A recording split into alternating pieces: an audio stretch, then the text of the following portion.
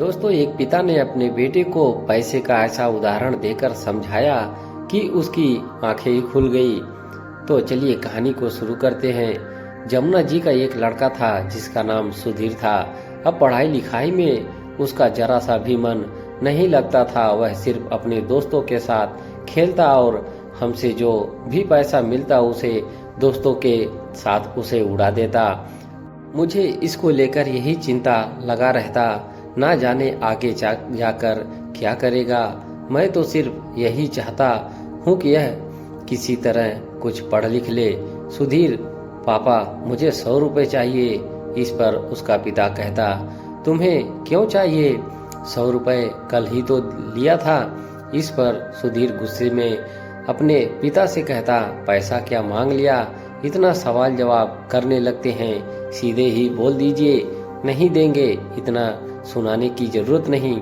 उसके पिता ने उससे कहा, तुम मुझे 10 रुपए ला कर दो, मैं तुम्हें पूरे 200 रुपए दूंगा। सुधीर, ठीक है पिताजी, मैं अभी आपको 10 रुपए ला कर देता हूँ, आप 200 रुपए तैयार रखिए। मैं यूं गया और यूं आया।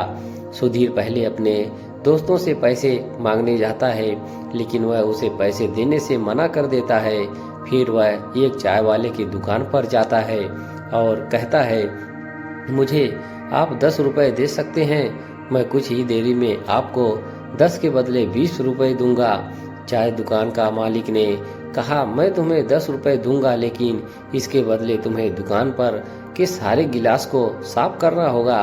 पहले तो सुधीर मना करता है, लेकिन बाद में काम करने के लिए तैयार हो जाता है। चाय दुकान पर 3 घंटे काम करने के बाद चाय दुकानदार के मालिक उसे 10 रुपए देता है।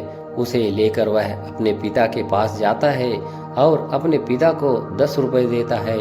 वह उस 10 के नोट को अपने बेटे को देते हैं और उसे फाड़कर फेंकने को कहता है, लेकिन सुधीर उसे फाड़ने से मना कर देता है और कहता है, यह मेरी मेहनत की कमाई है। उसका पिता कहता है, मैं तुम्हें यही समझाना चाहता था कि मेहनत की कमाई को यूं ही बर्बाद नहीं करना है।